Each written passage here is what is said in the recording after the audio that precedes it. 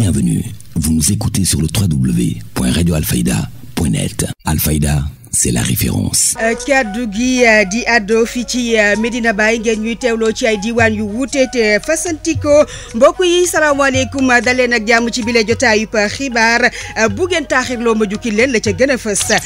gannaaw waa Medina Mbaba askan wa yeewoo ca Coof ak Saam jàpp gaawaan ñoom itam nag ña nga doon yuuxu rek wuy walloo gannaaw nag ba nga xamee ne jafe-jafe inondation ma nga leen di bëgg allawtikoo Cheikh Tidiane Diagne moo ñu fa demaloon daañu ko dégg ci njëlbeenu xibaar yi. kër gii di Flex O nag mooy kenn bëggul ca diwaan bu Kër Madiabel ak tundu ya ko wër ndaw ña nga xamee ne ñoo aju ci coalition Diomaye président nag ñoo ko daal di xamle jaare ko ci ab ndaje mu ñu fa doon amal ndaje moomee sax nag ak la ko sababoon daañu ca dégg Alioune Badara Diop pënd ba wureegul ci coowal muuraay bi jib ci wàllum l'école yi UNAPES di kuréel gi ëmb way juru ndongo yeeg l'étudiant yi ñoom nag yéy nañu rek daal di cay yàbbi ci jamono joo xamee ne itam ne kii di oustaz Ibrahima Thiam ñu gën koo xam ci Baye Koddu moom nag ma nga doon wootee jàmm ak dal dëkkin bu rafet waaye itam nag ñu daal di maytandiku bépp kàddu boo xamee ne mënees na yee fitna lu ni mel itam des na ko yaatal ci bile jotaayub xibaar bu li lépp yembee dañ ca teg biti réew tàggat yaram yoonu màggal gi jeexalee ko li ci yéenekaay yi mu yemboo képp kon ak la ca gën a fës léegi-léegi ñu indil leen yaatal gi ak faram-fàcce gi. Le journal Ngoné Ndiaye Reine. ci kàddu gi ma feggoo ci ak Codou Seck keneen ci wàllum machine bi na ma leen ko junjee ca bopp ba nag la ñuy sooboo rek ci yaatalum xibaar yi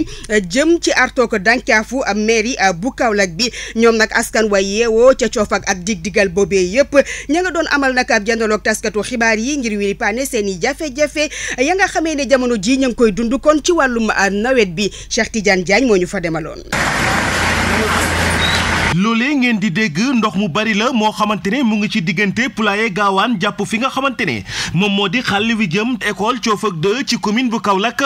fii nag askan wi fi dëkkee nee nañu sonn nañu tay nañu damm nañu ba àgg ci faatu ndax mbooleem loo xamante ne barab la nekk fii jamono ji ndox mi dugg na fii bokk na ci daara alxuraan yi nga xamante ne ñu ngi ci dig-digal bile.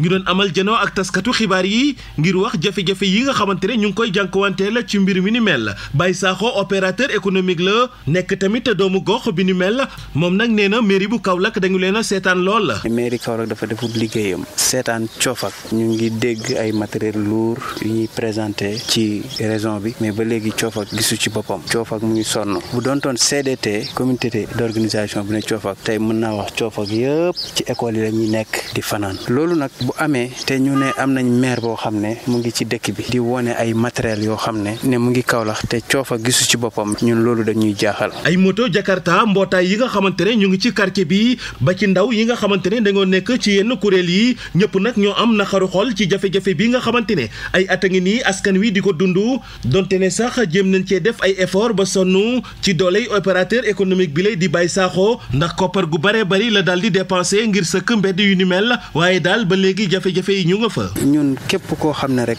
dëkk nga Coof ak gis na suñu participation ci liñ mën ci jéem kéem kattan pour def ko fi lii ngay gis nii ñun ñoo ko fi def te depuis daaw ba daaw jéeg ñun ñoo ko fi def gàmmu daaw jéeg boo ñëwoon fii dafa métti parce que déviation bi fii la woon Coof ak dañoo sonnoon dañoo obligé dem uti ay gradeur pour grader yoon yi pour nit ñi mën a jàll. askanu Coof ak Nord Coof ak Pël Coof ak Mbambara jàpp fi nga xamante ne moom moo di Gaawaan ba Saam li ñu bëgg nag jamono ji moom mooy mairie bi daal di indi matériel yi nga xamante ne waxoon na ne jëndee na ko lu ëpp 600 millions ci kopparu CFA ñëw daal di dégrader mbedd mi ni mel ndax moom la ñu jàpp ne moo di solution bi Baye Sakho opérateur économique. mbedd bi solution bi jafewut c'est juste da ngay jël gradeur tollale mbedd mi su ko defee ndox mi dootul am es nag fenn fu muy taxaw parce que xam nañ ne Kaolack canalisation la laaj et loolu ça fait des milliards et ça fait des années mais yi nga xam ne ci 3 mois yi lay am dafa terre à terre sëkk ay mbedd tollale ay mbedd ñu gérer ko te loolu loru mairie la te mairie moo ko war a def te ñun ci loolu lañ koy xaar. lii di lu njëkk ñu amal point de presse ak ñi nga xamante ne ñoom ñoo di journalistes yi ñu ne nag dañoo dànkaafu ñi nga xamante ne ñoom ñoo di kilifa yi bu fekkente ne gis ñu ki dara loo xamante ne dafay nuroog solution fii ak gàmmu dinañu génn daal di baare mbedd mi ba ñun ci dara. jëm kon ca fan googee Cheikh Tidiane Diagne moom nag Baye Sakho moomee daal ma nga doon xamle ne moom maire bi nag faluñu ko ngir ay dàgga santé waaye dañu ko fal ngir mu taxawu dëkk bi lu ni mel sax tax na mu daal di samp ay laaj jëm kon ci wàllum gestion mairie bi waaye yi itam ndaamaar ya ñuy dégg lu tee Kaolack mën cee gis boppam Baye Sakho mi ngi ci waxukaayu Cheikh Tidiane Diagne. parce que budget 7 milliards 900 millions boo xam ne ay moyens la yoo xam ne mu ngi ci mairie Kaolack mu ne génnee na 600 millions yoo xam ne ci matériel lourd la te Kaolack gisu ci boppam Coofa gisu ci boppam Medina Baye gisu ci boppam Parcelles gisu ci boppam kon loolu ñun xaw nañoo jaaxal ñu ngi laaj ci ana plan passation de marché yi ak commission yi dépouillement yi fan la appel d'offre bi fan lañ ko waxee te yooyu yëpp ñun gisuñ ci dara donc Medina Mbaba Jaleñ Daral Coofa Kanda sonn nañ ndax ndox bi ñu ngi koy dégg nag mu ngi attaqué le gouverneur de la région ci ay détails yoo xam ne peut-être ay règlement de compte yim am la Kaolack amul problème mu gouverneur Kaolack amul problème mu commissaire Kaolack amul problème mu commandant Kaolack problème mu maire la am comme Kaolack problème mu maire la am moom na ñëw jël responsabilité am xool li mu war a def mu def ko te ba ay attaques yoo xam ne ñun xaaruñ ko ci loolu li ñu koy xaar mooy na ñëw liggéey Kaolack xool nit ñi coono yu nekkee mu dimbale leen ñu denc xool bonne volonté yi nga xam ne ñu ngi ci dëkk fi pare pour liggéey te xamuñ fan la ñu war a jaar pour dimbale seen askan wala dimbale seen gox lii ñun ñëpp ñoo ko gisandoor ku fi romb da ngay gaare sa vélo pousse lii ngay gis nii ñun ñoo débrouiller pour def ko fi pour rien que nit ñi am fuñ jàll suñ kër yi dañ ko def canalisation pour nit ñi mën a jàll ndox mi mën a jàll sinon ñeneen ñi dinañ dugg ci ay école wala dinañ dugg ci ay marché ñu ngi lancé appel monsieur le président de la république ak premier ministre l'ensemble du gouvernement ñu bàyyi xel Kaolack sonn nañ ñun ay doomu Kaolack lañ amuñ dara lu dul Kaolack bu Kaolack baaxee ñun la baaxal bu Kaolack yàqoo ñun la yàqal mais nag duñ may benn maire bu deful sa liggéey ba pare di laal ay institution di joxe ay ordre naan nañ fi jëlee ay gouverneur rek nañ fi jëlee ay commissaire rek nañ fi jëlee ay commandant rek yooyu du cëram mooy na ñëw defar Kaolack xool ñi sonn mu dimbale leen xool li mën mu def ko c'est mieux que ngay vanté wu ci ay matériels yoo xam ne de 600 millions boo xam ne budget bi c'est des milliards boo xam ne amul transparence amul dara ba pare di sonal nit ñi ci yoo xam ne rafetul. yéen a ngi déglu xibaar yi ci Alfayda FM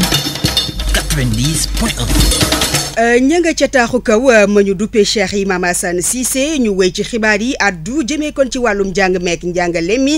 ñii di jàngalekat ya ñu tuddee ay enseignants décisionnaires ñoom nag ña nga doon amal rek ab ndaje ca diwaan bu Ndar Géej doon ca sàkku nag ci nguur ak Sénégal gi ngir itam mu daal di joyanti seenug situation ba nga xamee ne waxtu wi ma ngay bëgg a booyi nopp Ndar Géej la ñu jëm fekk ji fa baax a cuub ñuy jànkuwanteel ay jafe-jafe yu tar bu ñu nekkee ci seenu ko liggéey rawatina bu ñu demee retraite nekk ay jàngalekat ñu leen di duppee ay décisionnaire gannaaw ay at ñuy dox ci jubbanti ndëngte gi nga xamante ne moom la ñu teg ci seeni kaw ñu amal ndaje mu yaa ci diwaanu Ndar Géej ci école Graciani coordinateur kuréel googule di Youssouf Fofana di xamle ne yàgg ngeen a dégg le mot décisionnaire moo la boo xamante ni mi ngi sonné toujours ci oreille même ñi nga xam ne jàngale wu ñu xam nañu décisionnaire mooy ñan mooy ñi nga xam ne dañoo nekk ci système éducatif di jàngale ñun tuddee ñenn ñi ay fonctionnaire ñenn ñi tuddee leen ay décisionnaire ànd ak loolu mu daal di fàttali ne ilimaanu ko jëwriñ Ousmane Sonko lu nu mel yàgg na kaa défendre foofu la ñuy wax dafa am injustice boo xamante ne bii Ousmane Sonko ni l'actuel premier ministre yëglu naa ci moom lu mot ay ñetti vidéo yoo xam ne toog na di wax ne dëkk bu toogee dina ko corriger wala xam ne injustice bu ci nekk bu soobee yàlla dina ko defar l'actuel ministre de l'éducation nationale aussi am nañ ci moom yaakaar comme ni ko sama collègue bi waxee injustice la boo xamante ne bii ñëpp xam nañ ko ñoom enseignants décisionnaires yi xam le ne li ñu soxla du lenn lu dul injustice bi am ci seen kaw ñu daal di koy corriger lii nag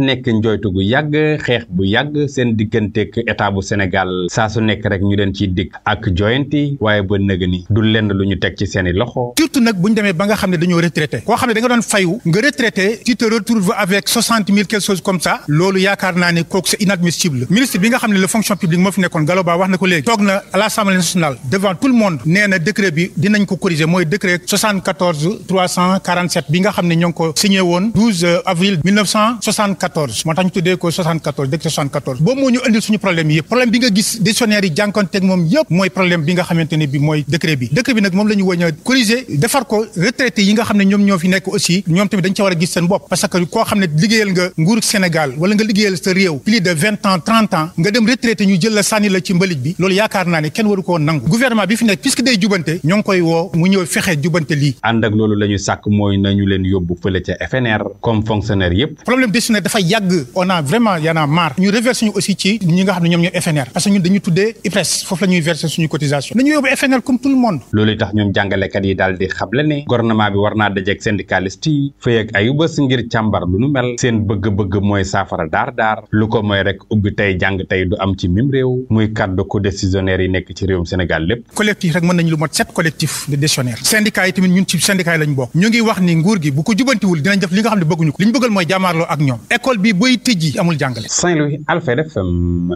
Bara Diop. jaajëf Bara Diop wàllum njàng ak njàngale moomee ak la ca laxasu ni ay jafe-jafe ca la ñuy desandi waaye bi la yoon nag daal di dikk rek ci diwaanu Kaolack bi ak it lu ma leen junjoon wàllum muuraay geek coow li mu jur kon jamono ji ci réew mi waaye itam nag wàllum njàng mu wute mi am ci l'école yi ponk yu ni mel nag ñoom waa UNAPES yi yéey nañu yàbbi ci Bara Gueye mooy njiit la joxe na ci xalaatam. waaw moom day yëngu woon na fi jamono yële sax na mat benn wala ñaari at ci gannaaw ba nit ñi dox ci wax ci yàlla indiwaat tawféex fan yi nag coow li dafa jógaat ñu ne la ci suñu xalaat mooy mbirum njàngale dafa am ay yoo xam ne waruñu koo jaawale ndax dafa am enseignement confessionnel ak enseignement laïque. enseignement confessionnel am na ci wàllu jullit yi am na ci wàllu chrétien yi boo demee ci chrétien yi école yooyu nga xam ni dañ fay jàngale lu dul affaire u sœur affaire u frère affaire u prêtre boo demee Ngazobil am na fa boo demee boori Thiès gi am na fa boo ñëwee ci wàllu lislaam it daara yi am nañ fi te daara yooyu itam duñ fa jàng lu dul alxuraan ak nu ñuy jaamoo yàlla loolu la ñuy wax éducation confessionnelle dafa wóote ak éducation laïque mooy njàngale moo xam ne état bu Sénégal mooy déterminer programme bi fu ay nekk ci Sénégal it programme boobu ngay jàngale yaa xam école privée nga yaa xam école publique nga donc écoles privées là c'est des écoles laïques c'est pas des écoles confessionnelles école confessionnelle mooy fa nga xam ne rek fa la ñuy jàng seen diine kon ñaar yooyu moo am léegi nag bu loolu amee école privée laïque yi nga xam ne ñoo fi nekk tey nga xam ne jàngaliwuñu diine déedéet boo yefa ne ñoom ñëpp emploi temps lañ am jàng bu wàcc jotee ñu jàng xëy na nag bu ñëpp ñibbee am na heure yoo xam ne xëy na mënunoo jël ñoom ñi bokk ci ñoom di leen jàngal seen wàllu diine mais liñ bokk ñoom ñëpp mooy éducation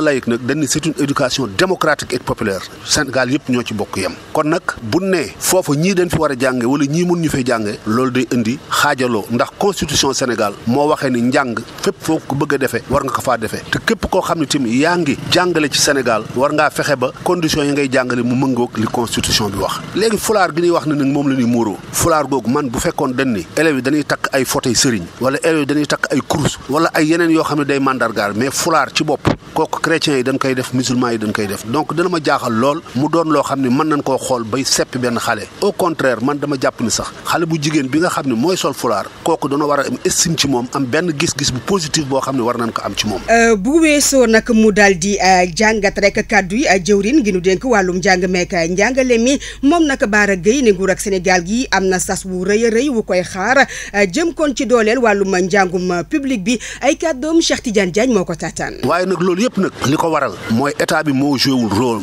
ndax bu fekkee tey ñëpp dañoo buur jëm établissement enseignement privé bàyyi enseignement public loolu moo warul am état bi dafa war a soqaliwaat enseignement public bi ndax li ëpp ci doomu Sénégal yi jàng seeni bàyyi amuñu moyen yu leen yóbboo ci privé yooyu kon nag école publique bi lan war a defaraat ba mel ni bu jëkkoon ñun ba daan jàng bu jëkk élève bu dem privé dañ lay joxoñ ni la ay nulaar yaa ngi parce que boo demee ba amatoo benn chance ci public lan lay génne ngay soog a dem privé mais tant que tu as la chance tu restes dans le public aujourd'hui c'est le contraire ñi mënta jàng wala ñi seen waajur amul ay moyens ñooy des ci public donc loolu état bi war na ko corriger te yaakaar naa ne bu ci liggéeyee ku ne dem fu la neex booba affaire voile ak affaire yëpp dutu jeex beneen bitim ñu jàpp ni Sénégal yàlla daf ñoo baaxee loo xam ne danoo am cohésion sociale maanaam ñi fi nekk yor ay diine danoo ànd bu rafet bokk sax ay armeel yu ñu leen di suur léeg-léeg bokk ay di tuddante ay tur di demante ay xew muy loo xam ni am na loo xam ne waruñu ko yëkkati ba muy xajal nit ndax après tout nation sénégalaise moo gën a fort lépp. alors jawriñ ji moom it après wax na ci ministre bi. waaw ministre bi dégg naa li mu wax ndax nee na moom itamit bi premier ministre di wax joxuñul kenn danañ fexe rek ba port du voile bi duutuñu ko tere waaye tuddul benn école tuddul dara loolu moom noonu la ko waxee wax na constitution bi tim ni la constitution est au-dessus de tout ndax dañ lay brandir règlement intérieur u école bi maanaam yow bu fekkee da ngay def règlement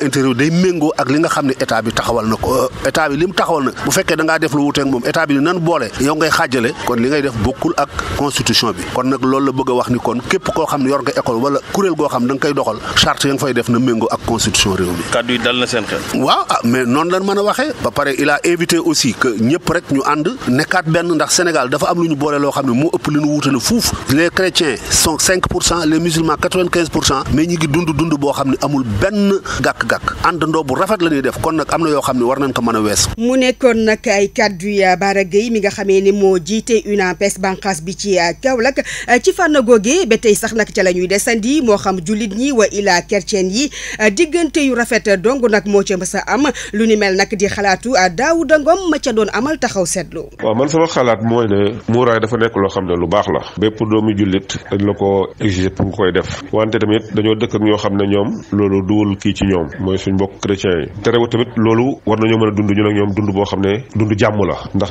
ñaata at lañ dëkk ñu ak ñoom mosoo dégg problème seen diggante chrétien yi ak musulman yi kon nag dara waru koo yëkkati man bu fekkee dama am suma benn école ne man lii laa ci tëral loolu yow bu fekkee ne mënoo koo respecté demal feneen wante bu insister ne ñii dañoo war a dugg ci seen école te bu ñu fiy dugg nii ñu neexee lañ fay duggee loolu rafetul man gëm naa ne ñooñu noonu bu fekkoon dañ leen a oowal ñi nga xam ne ñooy dirigeant ak yooyu oo leen wax ak ñoom wax boo xam ne waxu teggin la ñoom xam naa dinañ comprendre mais nag doomi aadama bi bu fekkee da nga ko bëgg a wan ne ko lii laa bëgg te da nga ko def par force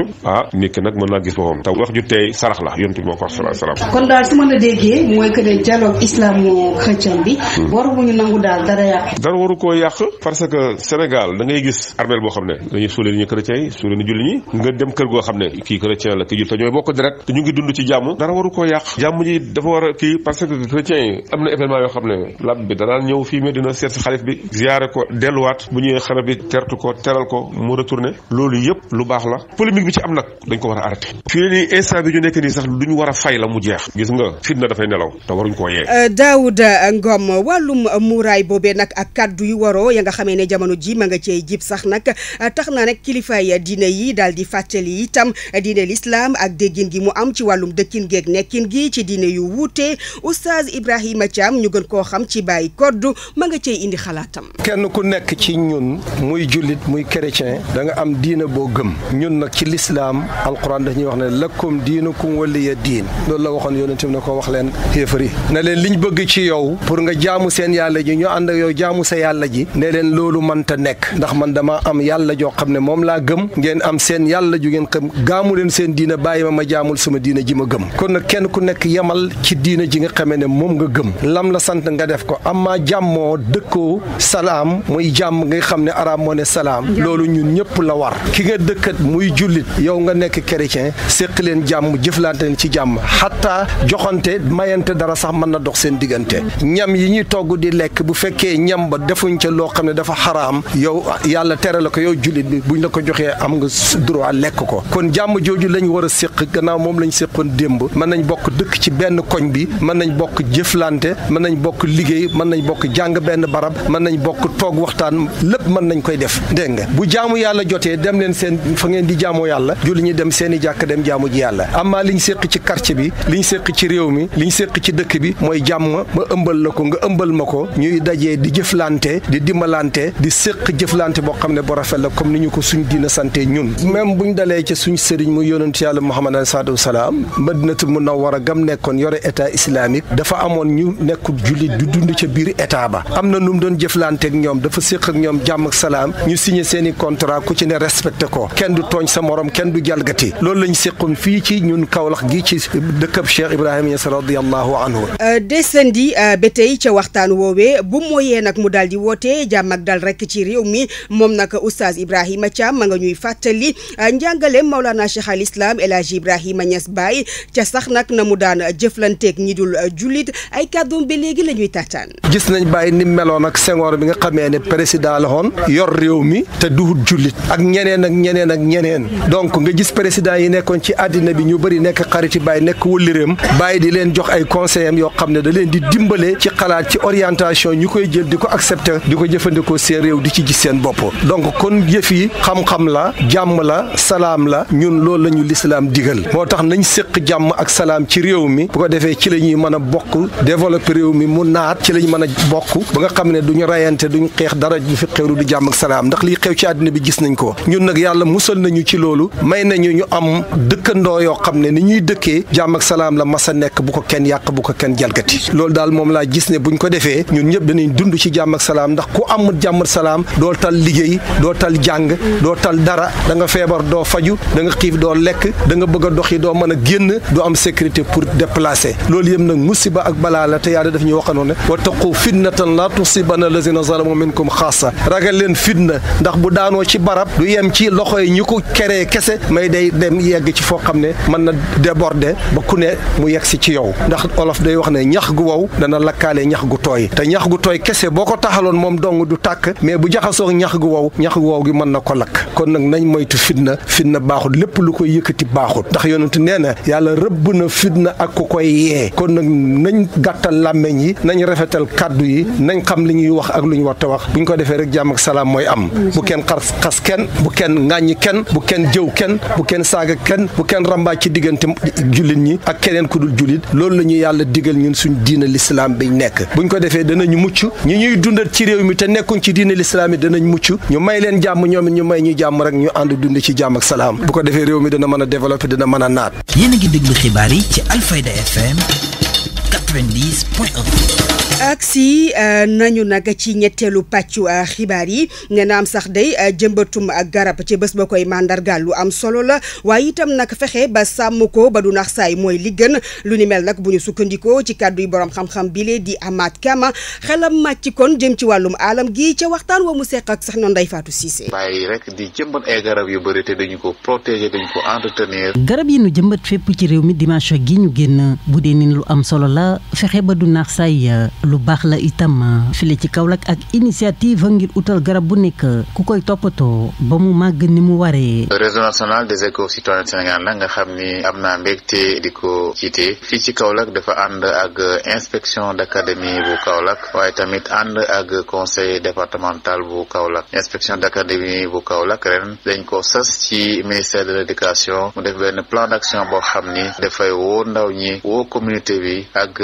jàngalekat yi ci ay vacances yoo xam ni yu am njëriñ lay doon ci wàllu àllam bi waaye tamit yu am njëriñ lay doon ci wàllu waajal école bi ci ay defar ay tablement defar ay yàqu-yàqu laata école di ubbi kon looloo tax ñu ànd en tant que éco-citoyen ànd ak inspection d'académie nga xam ni kon lëkkaloo nañu ngir rek jëmbat ay garab ci biir dëkk yi ak quartier yi waaye tamit jëmbat ay garab ci biir l'école yi fi ñu tànn nag tey mooy mbedd mu yaatu mi nga xam ni moo bàyyeekoo ci route nationale bi dal di jaar buntu inspection d'académie dem ba école Ibrahima Fall ñu jëmbat ci ay garab ci ñaari boor yi waaye tamit aar ko ak gabion yu am taxawaay waaye tamit denkaane yooyu les garab ci ay parrain ñoo xam ne ñoom la ñu ndeele wala ñu bàyyile garab yi ñu fas yéene toppatoo ko t-shirt yi nga xam ni moom la ñëpp ñi nga xam ñooy participer sol ñu bind ci nañu jëmbat garab nañu ko aar nañu ko toppatoo di reboisons protégeons entretenons loolee la ñuy ñaax suñu bopp di ko ñaax ñëpp waaye képp ku dëkk Kaolack ak képp ku dëkk Sénégal ñu ngi koy ñaax mu jëmbat garab toppatoo ko saytu ko ba mu màgg ndax kat sénégalais dañuy faral di jëmbat garab di ko def mbumbaay événementiel waaye bu passé la cay dund du bëri moo tax ñu ñaax nit ñi lu mu tuuti tuuti nañu ko aar ba mu màgg kon bu yàggee rek daal di bëri. ren journée nationale de l'arbre kilifa yi tànn garabu mango. Ahmad Kama mooy président du réseau des éco-citoyens du Sénégal ren nag temuk journée de l'arbre di indi ak lënkale ci njëriñu garab. ci doomu aadama man boppam ci wàllu lekk di souveraineté alimentaire waaye tamit mën na suqaliku ci wàllu koom kon loolee mooy thème bi. journée de l'arbre dimanche ñeenti fan ci weeru août waaye activité de reboisement yeeg yu ni mel di wéyandi ak campagne nationale bi nga xam ne kon ubbi nañ ko ca. jaajëf Ndeye Fatou Cissé dañuy bàyyi nag wàllum alam gi te àddu ci wàllum politique dem nag ba ca diwaan bu Kër Madiabel ñaar ci ay bésu yëngatu la ñu fa doon amal kon loo ne mel nag mi ngi am rek ci taxawaayu coalition bii di coalition Diomaye président ndaje maak la ko sababoon Alioune Badara Diop. waa coalition Diomaye président section Kër Madiabel ñoom ñu ne la ñu amaloon ak 48 heures bu am solo lépp nag bokk na ci jëmmal baax a baax liggéey bi nga xamante ni moom la son excellence président Bassirou Diomaye Diakhar Faye jëmmal ngir kat ñu gën ko mën a taxawal ci diwaan yëpp diwaan bu Kër Madiabel nag kenn demutoon mu des Mamadou Lamine Mbow coordonnateur communal bu Pastef ci Kër Madiabel. def nañ formation pour les femmes former leen si ñaari filière benn bi mooy cosmétique suñ jigéen ñi tey mën nañu defar saabu buy faj kasan suñ jigéen ñi tey mën nañu defar saabu bu ñu fóotee seen yére suñ jigéen ñi tey mën nañoo defar eau de javel mën nañoo defar confiture mën nañu defar ay jus ba nga xamante ni vraiment ku si am benn dootal ñaareel ku am ñaari dootal ñetteel parce que jàngale leen loo xamante ni vraiment dootal nee na jàngale leen loo xamante ni bu ñu ko saxee seen biir kër yi daneen yaxanal mais seen jëkkër yi daneen noos daneen jël consommation boisson boo xamante ni c'est local dafay répondre au projet. ci bés bi di mel nag ñu doon rendre un vibrant hommage ñi nga xamante ni ñoo di détenu politique yi nga xamante ni nag ñu ngi nekk ci département bu Nioro ñoom ñi ne nag teewoon nañ ci El Hadji Thiam moom lee kenn la si ñoom. parce que ñun jàpp nañ ne le département de Nioro c'est un département historique, un département de modèle, un département de référence pour la libération de ce grand peuple, de ce grand pays. Donc pour le département de Nioro, encore une fois, il faut qu'on comprenne notre responsabilité face à ce défi qui nous attend, mais également face à ce pays bi nga xam ne lii dañ ko war a defar ay résistants yàgg nañ fay nekk parce que ñun tey ba ñeseen lañu dëkk nekk ex-détenu yàlla def nañu jiite les détenus du département. mu doonoon nag ndaje boo xamante ni nag magi Pastef fi teewoon nañ fa wante tamit yéen ci kilifa yoo xamante ni ñu ngi bokk ci coalition Diomaye président ak parti bii di Pastef nekk ci département bu Nioro ak bu Kaolack teewoon nag ngir sargal yéen ci ay détenus politique yoo xamante ni nag ñu ngi doon xeex ngir projet bi lii. Joko Njal Alioune Badara Diop jaaree ko nag ca seen ak ndaje moomee bécc nañu fa rek mboolee mi seen i ay jafe-jafe ànd ak itam di sàkku ngir ñu jëlee fa kër gi lee di Flexo gannaaw ba nga xamee ne ma nga leen di teg ay jafe-jafe jëm kon ci wàllum séddaleem ndox ma Mamadou Lamine Mbaw ak Alioune Badara Diop. dëkk mënoo ko jiite amoo fa jabar amoo fa doom amoo fa yaay amoo fa papa parce que su boobaa njàng xale du la itteel faju jigéen ñi du la itteel dara du la itteel loolu moo waral tey yéen bi ngeen taxawee fii nii forage bii ma nekk nii fi ma taxaw nii xool leen lale teen la ñu def fa benn mand si kaw mooy nandal suñu koñ bii ñu fa la ñu naan ñun te li ñu ko teg état bu bon la moo nekk partout dans Kër Madiabel et moo nekk partout dans Nioro ñun nag am nañ pas de responsabilité maanaam dinañu joxañ parce que à l'époque ñu ñoo habité woon ñu ñoo dëkkoon Nioro le ministre de l'eau et de l'assainissement malheureusement li ma waral gaa ngi jël seeni engagement à demain na rien ne sera plus comme avant et sur ce nous interpellons le gouvernement dans ça ñu venir en aide à cette population nañu fi jëlee Flexo dans ce département là nañu jëlee Flexo dans la région de Kaolack que Flexo dégage et c'est une déclaration solennelle que je fais au nom du département mais que je fais au nom de Kër Madiabel parce que dëkk yëpp dañ lay wax dañu am ay jafe-jafe Ndramé Escale seen phrase baa ngi waag a daam loolu moom moo am Ngayen Sabax loolu moo am Dingiraay loolu moo am feneen ak feneen ak feneen moo am Kër Maba Awa moo am Wack Ngouna dañu am ay jafe-jafe si wàllu ndox am fii si Kër Madiabel il est temps ñu interpeller gars yi ne jëlee leen fa ñëlee suñu xarit le nouveau ministre Cheikh Tidiane Dièye wax na ñoom moom ñaari yoon ñetti yoon waaye nag le problème reste entier on l'interpelle Nioro manque de tout ñetti yoon la ñu am Mamadou Seck Massamba Dieng ñetti yoon la ñu am mooy RN bii nii RN1 def naa ne mooy jëm bi jëm Farafeñe continuer moom la ñu am ak ñetti buum bu ñëwee ba Nioro ñu xonc jëm Daaru Salaam xëcc dem Porokhane xëcc jëm Taïba Niassène xalaas xanaa bu Alaaji Moustapha Niasse bi jëm Kër Sala mais su ko moyen nous vivons dans le calvaire sama xarit waa Wack Ngouna yii ku dem kër Yoro Kojo tey jii bu tawee duñ dem tool wax nañ ko lu sous-préfet bari ki démb ànd fa avec le frère Mamadou Diouf ne ko na si wax avant qu'il ne soit trop tard nañu fexe yooru Nioro Wack Ngouna jëm Nioro baax bëggatuñu rang-rang équité la ñu wax territorial y a pas des routes bitumées goudronnées au niveau ville ñun àll bi jox ñu ay rang-rang ñuy pousser di secousse di gaañ ñu oto bu yàgg te fini ab banta doy na gannaaw nag wàllu yoon ak wàllum ndox moomee wax nañu itam rek ci wàllum mbéy mi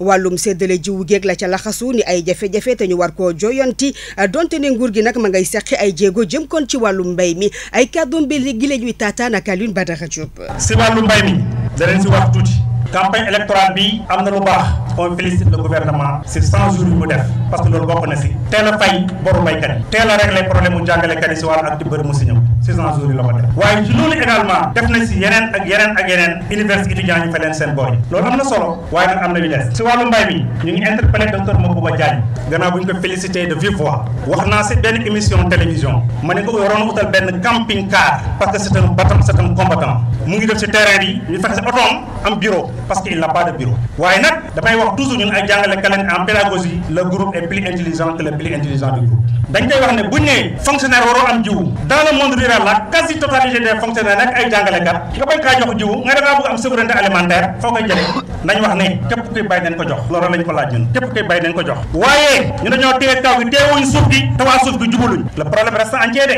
ni ñu joxee jiwu yi nañ ko xoolaat loolu ñu ngi interpeller le nouveau gouvernement ñun ay bëtam lañu et je dis ici tout citoyen a droit de dire non quand il s'agit de dire non bu kenn wax ne bokk ma ci booram bi ki taka garab am nga droit interpeller ko kun kii def distribution semence su ne nekkoon noonu il est de notre devoir nous citoyens de les interpeller pour pour qu'il arrête maa ngi ñaan les autorités étatiques yi fi nekk nañ def un rapport objectif rendre compte à qui de droit pour que demain les jours à venir ñu jël ay décisions yoo xam ne dana mën a soulager les populations du monde rural. wax na infrastructure yi defe naa ne on ne peut pas tout dire bien vrai que ne on a beaucoup essayé mais je pense que ne l'essentiel a été dit. Merci beaucoup les détenus politiques bu ñu détenus politiques ñu ñoo ko segg rek ne ñu dem ba àgg si fa ñu tëddee si biir camp pénal bi waaye ak ñoo fi bëri man takk naa lam ma samba xaañu na keneen ak keneen njobbe ma ne xeer lañ ko dóor aroon na keneen ak keneen ak keneen tëdd nañ ko yéen ñëpp gàcce ngalaam waaye nag duñu fàtte suñu frère Mansour Thiam de Thiamène Sangara paix à son âme. C'est le seul détenu, c'est le seul à Nioro bu ñàkk bakkanam fële sa Dakar ci xare bii ñu nekkoon. Xabaar yi bitim réew. ak si nañu nag ci ñaareelu xaaju xibaar yi biti réew Alioune Badara Diop maa ngi laa ziar. Ngoné Ndiaye maa ngi lay ziar baax a baax xibaar yi bitim réew yi na des koy door ci réew mu Nigéria wax ci nag police bi nga xam ne jot na dëggal nii jot nañ jàppale toll ak juróom-ñeent fukk ci ay doomu aadama yoo xamante ni dañoo wàccoon ci mbedd doon ñaxtu ci li nga xamante ni moo ñeel lii di wàllum gouvernement bi nekk foofu ci réew bu Nigéria ginnaaw bi nga xamante jot nañ ñemee ko nag yéen ci ay jafe-jafe maanaam crise économique bi nga xamante ni nag jot na am ci noonu nag jot na ñemee ko nag ay doomu aadama yu bëri yoo xamante ni wàccoon nañu ci mbedd mi doon ñaxtu wante tamit bokk na ci li nga xamante ni moom lañ doon ñaxtu moo di yokkute yi nga xamante nemmeeku nañ ko ci njëg yi wante tamit gestion bu gàllu gauche bi nga xamante ni nemmeeku nañ ko ci gouvernement bi nekk foofu ci réew bu Nigéria. xabaar yi bitim réew. ñu dem ci réew bu Côte d'Ivoire nag di tey jëlee ci àllarba gi juróom-ñaari fan ci weeru août ci lañ fas yéene nag def li nga xam mooy seen anniversaire indépendance bi ni mel la mën a jàpp ne moom mooy juróom-benn fukk ak ñeenteelu édition bi ni mel wante nag ci noonu jot nañ nemmeeku nag yenn ci ay doomu aadama yoo xamante ni nag seen lim toll ci juróom-ñaar fukk ak juróom-ñett ñoo xamante nag gën nañ leen ràññee lool ci prix national d'excellence bi nga xamante nag fas nañ ko joxe ni ngeen tey ci àllarba gi li mel na ñu ngi initié woon nag ci atum 2013 lépp na bokk na ci nag promouvoir li nga xamante ni moo ñeel wàllum excellence foofu ci réew bu Côte d'Ivoire ci cérémonie bi nga xamante ni nag fas nañ ko amal foofu ci présidence ba. xabaar yi bitim réew. jeexale xibaar yi bitim réew foofu ci réew bu Tokyo wax ci nag lu toll nag téeméer ak ñaar fukk doomu aadama yoo xamante ni nag jot na ñàkk seen bakkan ci weeru juillet bi ñu génn lépp na bokk na ci nag température bu jégg doy bi nga xam ne nemmeeku nañ ko ci été bi li changement climatique bi ni mel nag foofu ci réew bu Japon nag jur na nag ay loraangi température bi ni mel nag jot na dépassé lu tollook 30 degrés Celsius lu tolloon nag fanweer ak juróom-ñaari junni doomu aadama jot nañ leen a accueillir nag foofu ca hôpital ya ngir kat ñu mën a mucc ci climat bi nga xamante ni jégg na day lool ñu gën ko nemmeeku nag ci weeru juillet bi ñu génn. xabaar yi bitim réew. sant la gërëm la baax a baax soxna Ngoné Ndiaye fi ne ñoom ci xibaar bitim réew yi yàlla mi borom jàmm te ku mu jàmmal nga am jàmm yàlla ñu may jàmm jaay ngeen jëf.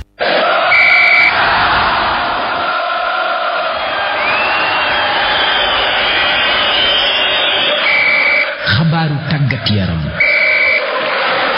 bàkk ba jiip xabaaru tàggat yaram Serigne Moussa Kane maa ngi lay nuyu. Ngoné Ndiaye maa ngi lay fay te nuyu mbokk auditeurs yi ñaanal leen jàmm di ko sàkku ci ñoom xibaaru tàggat yaram yi dañu koy doore ak Jeux olympiques Paris 2024 jaloore bu doomu Sénégal def di recordu Amadou Gakou bi nga xamante ni defoon na ko ci 45 secondes moo ngi ko defee woon nag ci fukki fan ak juróom-ñett ci weeru octobre atum 1968 ci Jeux olympiques yu Mexico nag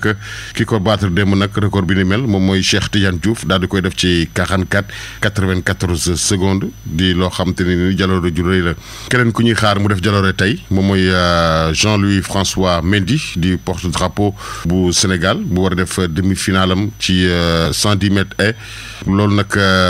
bu juróomi waxtu jotee ba teg fukki simili ak ñett lay doon moom Jean-Louis François Mendy dañuy des ba léegi ci fi nga xamante ni moom mooy Jeux olympiques démb demi-finale football ci jigéen ñi di waa Brésil nag dañoo jàpp waa Espagne tàpp leen lapp yu métti ñeenti bal ci ñaar daal di dem fi nga xam te ni moom mooy final beneen demi-finale bi tamit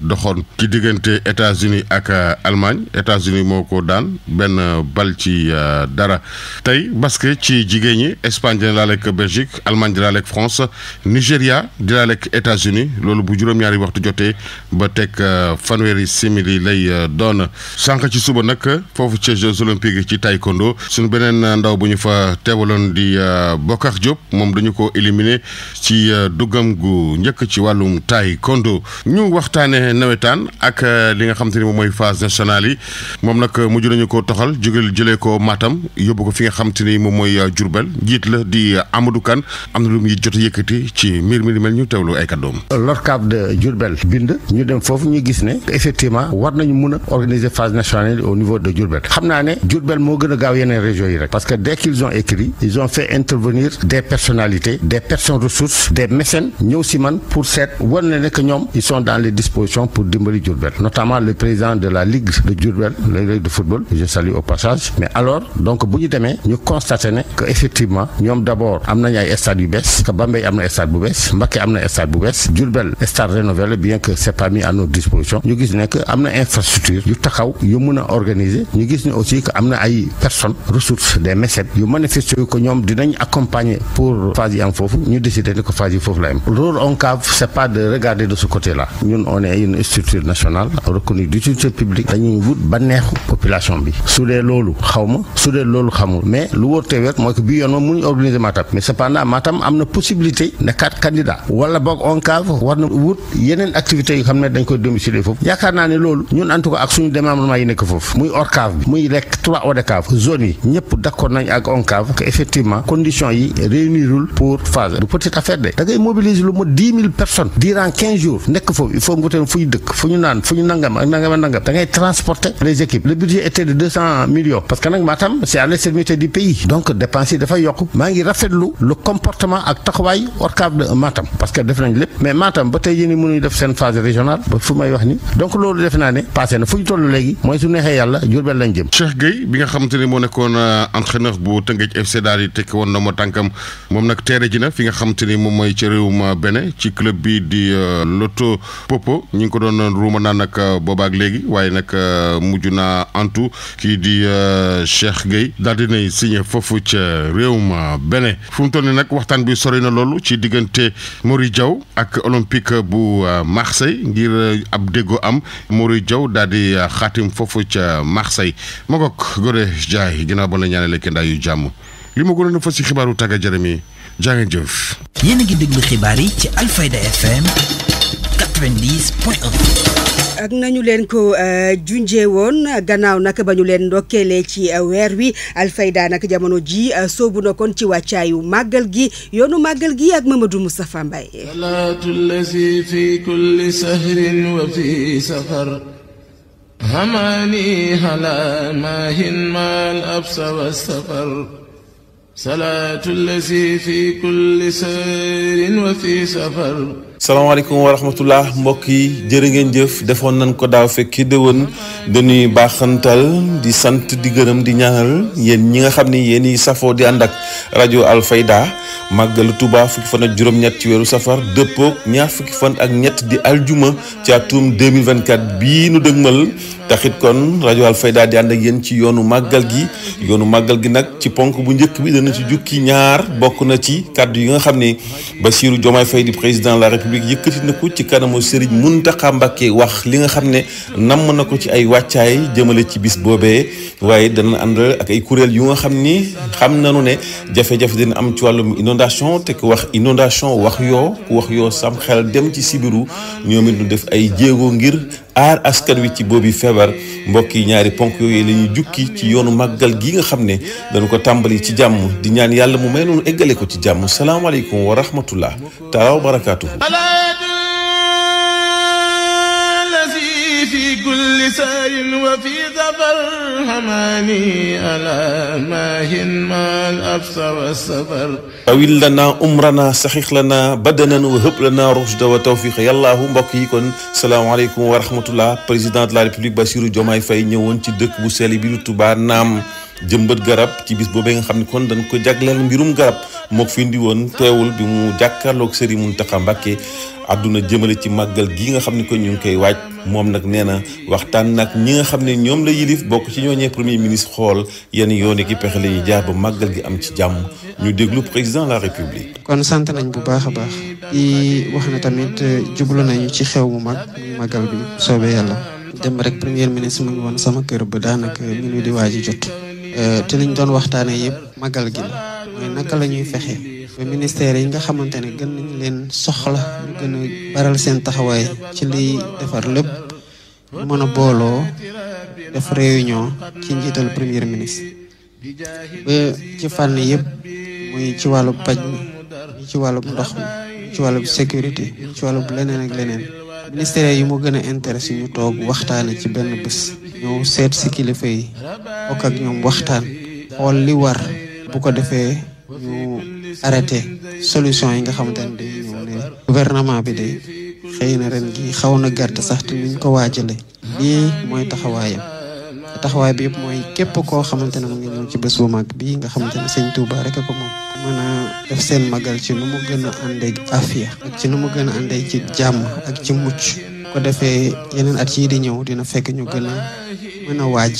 ba problème yi am gën a neew lool lool ndax farata la ci ñun taxawaay boobu ñu am ko pour gën a ñongalal gën a yombalal nit ñi seen ñëw bi fii ci bés bu mag boobu ndax liñ ci def rek xeeb nañu ko nañ ci góorgóorlu lépp suñu kéemtalaay kàttan fi Sénégalais di jóge biir réew ak bitim réew ñëw ci bés bi bu ñëwee mu gis ne que lii ko état warlu ci garantiral ko mu jaamoo yàlla nu mu ko tànnee mu matal ko incha allah rabbi. laneen ñeel li nga xam ni kon mooy wàllum siburu nu leen ko waxee woon inondation ci dëkk bii fës na fi lool ndax taw mi bari na. waaye ko wax inondation sam xel dem ci yoo boo ko waxee rek sam xel it dem ci sibiru kuréel googu xam ne mooy Cap Santé ànd ak mairie bu Touba xaatim benn convention li nu namu daal weesuwul jàppale askan wi ba sibiru du fi am. waaw xam nga ku wax Touba wax inondation ku wax inondation comme ni ko préfet bi waxee wax yoo wax matt yoo wax sibiru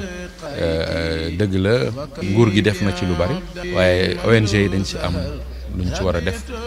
maire bi tam war a am lu mu ci def moo tax ñu jàpp ne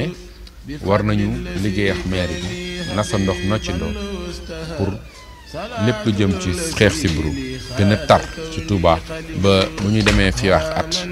bu ñu mën a évaluer wane ne bu ñu amul tamit zéro maanaam zéro palu zéro sibiru en tout cas sibiru bi wàññeeku trop ci Touba loolu moo waral suñu partenariat bi ñu am tey ak maire bi Touba ci 3CAP santé ni ngeen ko xamee organisation la bu ëmb lu mat fanweeri organisation yuy liggéey ci wàllum santé ñooñu ñëpp bu ñu booloo nekk benn ngir liggéey lu jëmale wér-gu-yaram kanam dañu ne mënuñu ci génne maire yi mais ñu tànn ci Touba muy phase pilote boo xamante ne ni dañ koy tàmbaleek ñoom di ñaan yàlla mu wëy ba nga xam ne lépp luy jëm ci wér-gu-yaram yokku jëmale ko surtout ci yaay yi ak ci doom yi ak ci jeunes yi. mbokk yi kon lii la leen indiloon ci yoonu màggal gi di leen ñaanal jàmm jamono ji ni wax ak yéen Baye Fall yi ñoo gën a fës ci dëkk bu sell bi di bale dinañ ci dikkaat mbokk yi salaamaaleykum wa rahmatullah taala wa barakaatu. fi ixdaami xayril wara bada wa fi kulli sahrin zaydu ribhi wa fi safar.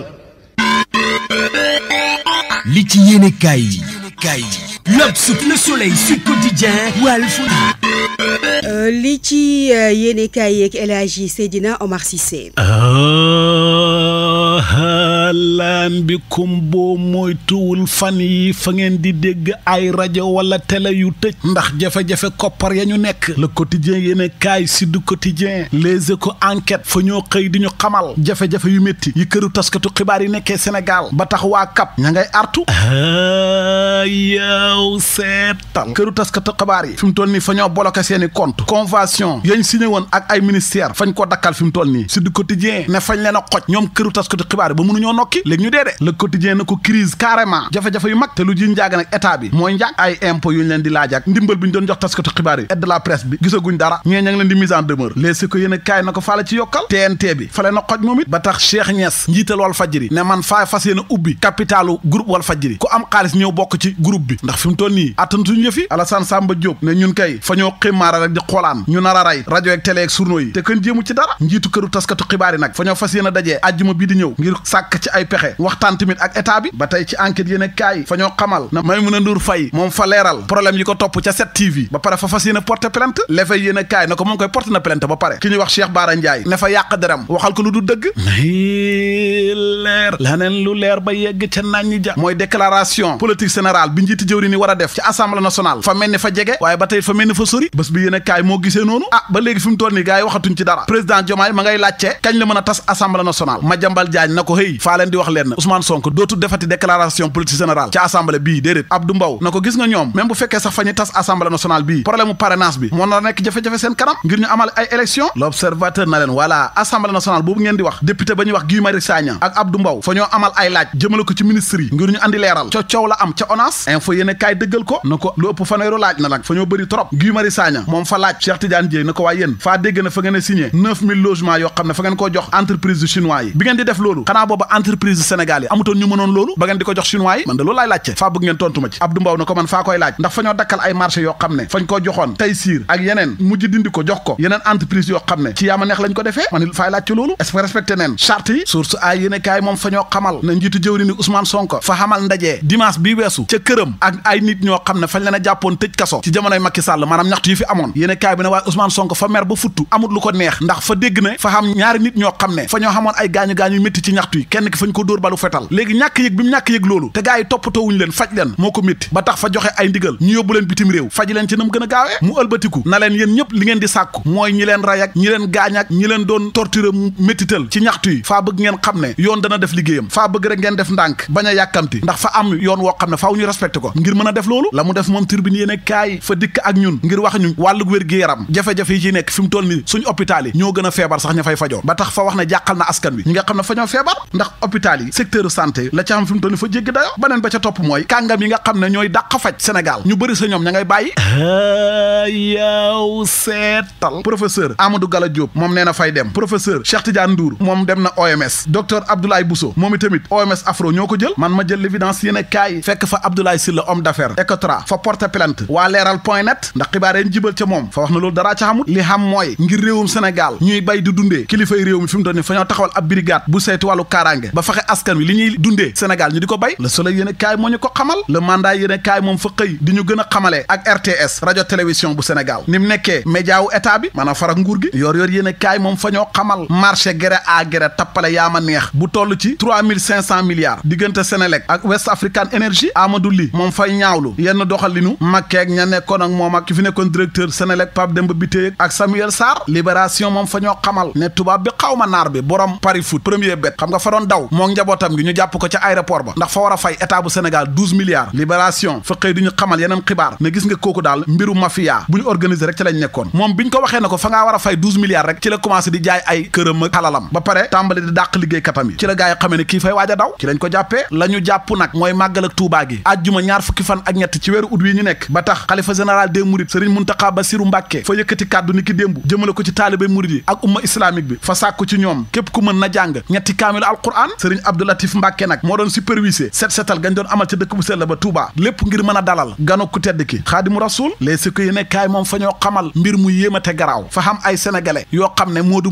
lañ Amérique lañ nekk ñett ca ñoom ñoo xam ne ñoo bokk lañ fekk ñu faatoo ndoor fañ leen a dóor ay balu fetal ñu tëdd na xëlës seen yaay leen rey ba pare xaru wala bokk fa xam ku ñëw rey leen ñoom ñëpp wala ñoom ñëpp a xaru ak lu mu ci mënti doon fekk nañ leen daal ñu faatu te ay sénégalais lañ waa ma ne moodu yi ay jàmbaar lañ ñu xam jom ñu baax dem daani doon uti teraanga ngir sa njaboot su ngeen demee ba tàmbalee am jafe-jafe ci réewu tubaab yi waay ñib si leen Sénégal ndax man faa seetlu ne moodu yi ñuy rey ci réewu tubaab yi fa bëri ba jéggi dayoo te ñaareel nag fenn la dul mujj li ci yéenekaay yi Shukran El Hadji Oumar foofee sax nag la ñuy yemandi ci xibaar yi jaajëfal nañu leen bu baax a baax yéen di fare woon ci wàllum déglu gi jaajëfal Kodou Seck keneme ci machine bi Mouhamadou Khalili ci partie digitale bi waaye du ñu fàtte waa rédaction ak waa production ci njàppandal gi des leen di ànd ak sunu ay programme ñaanal nañu leen mucc ak muccule jàmmi biir ak biti tawféex ak taysir jàngeen jëfati. Le journal Ngoné Ndiaye Reine.